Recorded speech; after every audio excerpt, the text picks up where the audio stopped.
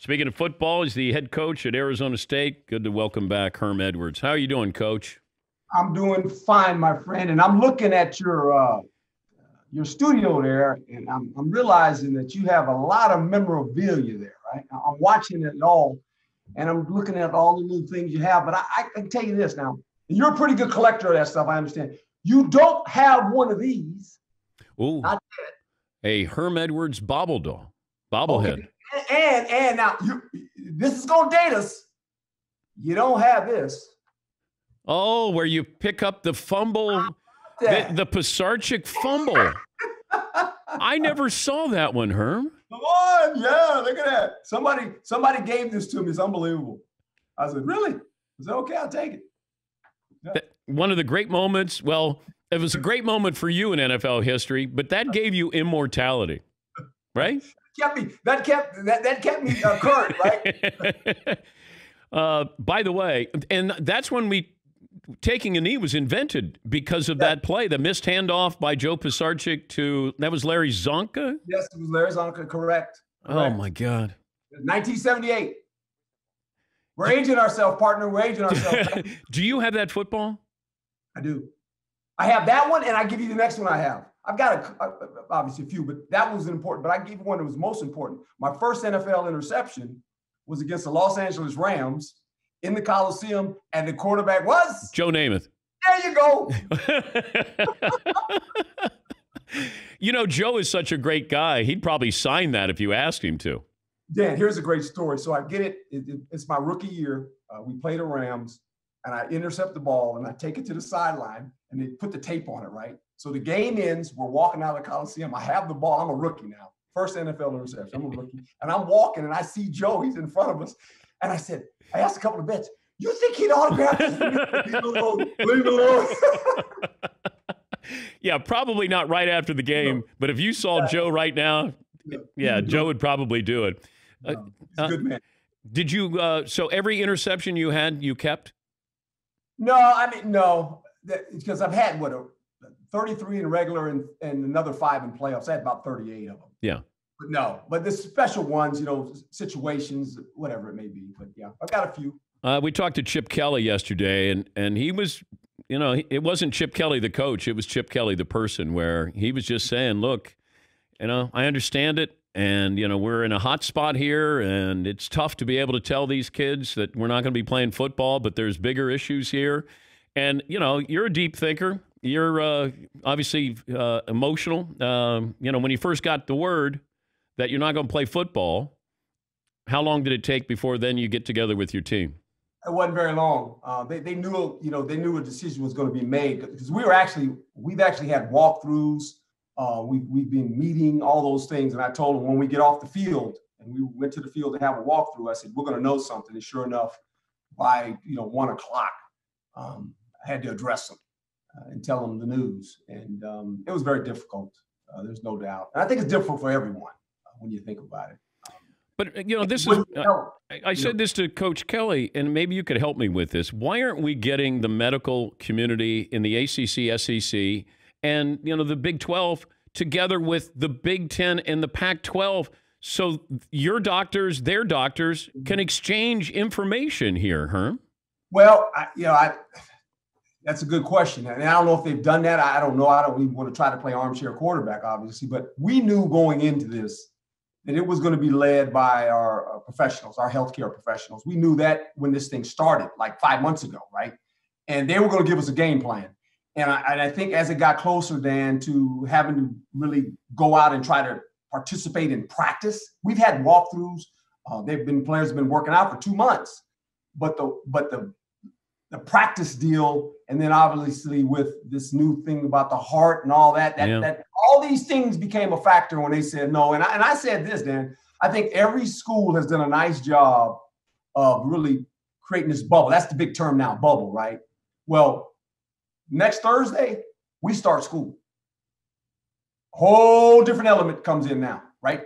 Because of the socialness of young people. And how do you prevent that? It's hard. It's hard. But do you even know what you're allowed to do as you move forward in the fall as a head coach? Well, right now, we're under the same requirements we were before we postponed, in the fact that you had 20 hours. Now, they will give us a schedule. Speaking of schedules, I've got a schedule I've already mapped out until Thanksgiving, what we are going to try to do, right? And you got to keep it interesting. You got to keep players engaged, which is very tough, along with coaches. But that's what we got to try to do right now. But why can you practice and not play?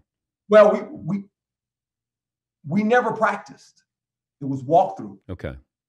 Not practice. Okay. We were going to actually start practicing on the 17th. That never occurred. Do you think there's going to be spring football? Oh, I know you're hoping, but there's a lot of balls to juggle here, and I think a lot of people, are asking the question, how can they play like a full season? I would give them this if I was sitting in that seat trying to orchestrate this, and if it came to fruition when we could play, I would do this in our conference. I would let the South play against the South, the North against the North. That would give you 5 games, and then the winners of both those conferences play. That would give you 6. And you could crown a champion. Then if you came back in the fall, you'd actually play 18 games. LSU played 17 games last year. Yeah. Right? So that way, seniors that played 6 games, it doesn't count. They could come back.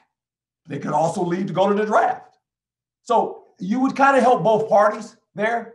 And I heard you earlier when you were talking about, people playing like in the winter. And you're right. I mean, all of a sudden, the Washington schools, you look on your schedule, our schedule would be, we play Utah and Colorado. Depending on when we played them, we'd be okay, right? If Colorado was here, we're good. Yeah. We had to go to Utah. You'd only probably get 1 cold game on our side of it. On the other side, if the Washington schools, the Oregon schools, that gives you a little bit of a problem if you're Stanford, maybe, because you'd have to go in those elements. If I don't know if your kids, your athletes said, hey, why is the SEC, ACC, and Big 12 playing and we're not playing, Coach? Right. I mean, that's going to be the question. And all I told them is this, look, we're going to go by the game plan of our physicians. That's what we got to do. And I said, we're not going to play armchair quarterback. I'm not going to try to do it. That's not I just got to keep you guys whole. I got to keep my coaching staff whole. So I'm wishing them a lot of luck. I really am. I'm hoping they can get through it. That would be fantastic. But we'll just, as well as the NFL. Yeah, NFL hasn't started yet either. I mean, we're going to see this thing unfold. What are you going to do on Saturdays? Oh, boy. That's a good question. Yeah. Well, I even got to Saturday yet. I don't know. I mean, I know this. I dealt with the 9/11 deal. I was the head coach of the Jets. My first season of rookie head coach. And I dealt with that. And I know how that was like, whoa, right? It was one of those deals like, are you kidding me? Right? The unexpected. Yeah. I mean, that was truly the unexpected. And dealing with that for 2 weeks. But then the emotion of when we actually got to play again. We played New England in New England. Dan, I tell you what, it was unbelievable. I mean, the national anthem, the flag, the whole deal, man. There was not a dry eye in the stadium, I'm looking forward to that again. That's what I'm trying to remember, when we actually get back to playing again. That's my hope. That's what it's going to look like. When you coached against Belichick, I always wondered, do you almost out-coach yourself in preparing to coach against Belichick? Well, I think the thing that Bill has done, and he's a fantastic Hall of Fame coach, obviously, you always have to understand that you have to have the ability to adjust on both sides of the ball. In other words, you could come in with this plan of, well, they ran this front defensively, right? And you're going, we're going to play against this front, and all of a sudden you think it's a 4-3, and now it's 3-4. You're going, you always tell Coach, we got a plan, but a plan that can't be changed is a bad plan. You got to be able to change your plan and adjust, right? So you got to know that and figure it out. So it's always a chess game. But if you understand that going in, you're going to be okay. But when you go against Brady, there's nothing about Brady that, like, you go, oh my God, from the standpoint of the physical aspect of it.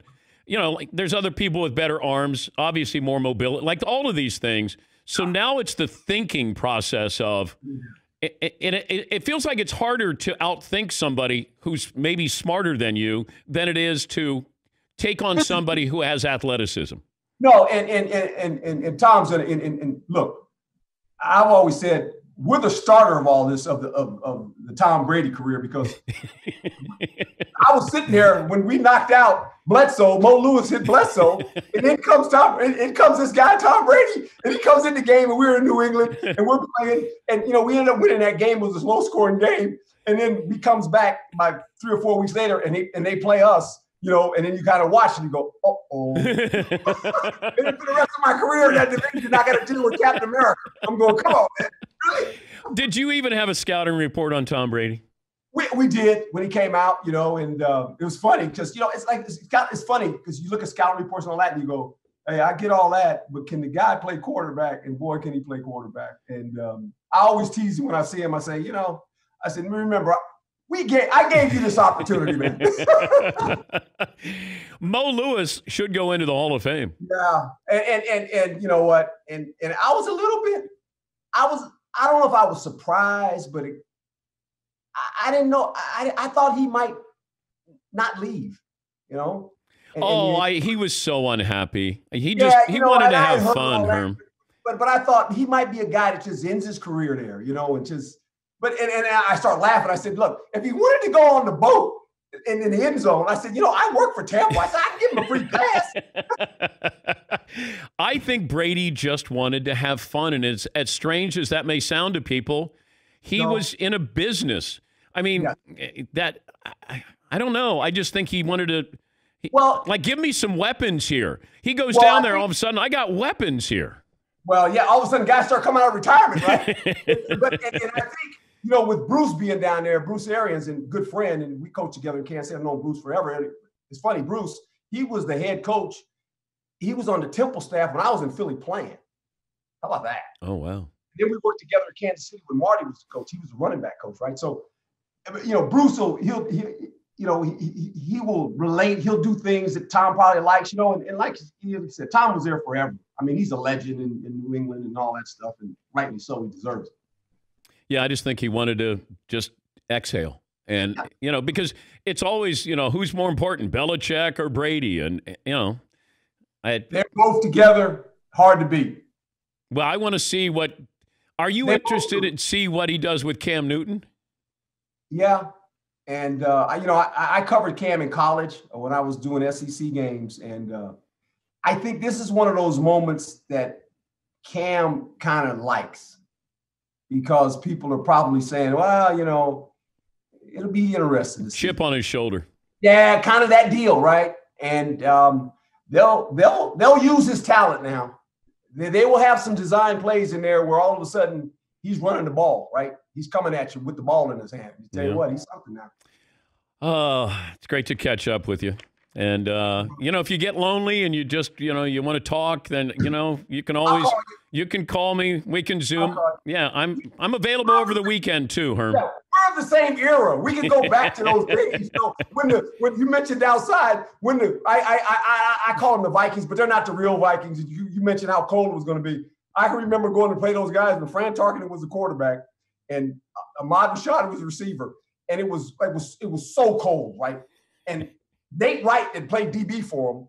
He was a friend of mine. He comes by the hotel and said, hey, man, when it's so cold, Fran got small hands. He can't throw the ball in these kind of conditions. I said, really? So I tell the defensive line, listen to this, Dan. Listen to this. He goes back 52 times and goes, oh. with his small hands in the cold weather. Yeah, and we're outside, man. I'm trying to Ahmad Rashad. I said, this ain't a fair fight. Oh, boy. Oh, well, it's great to talk to you. I appreciate your time, and I love your enthusiasm, man. And good luck. I know you got a lot on your plate here coming up, but good to check in with you. You too, man. God bless you. Thank you, man. That's Herm Edwards, Arizona State head football coach.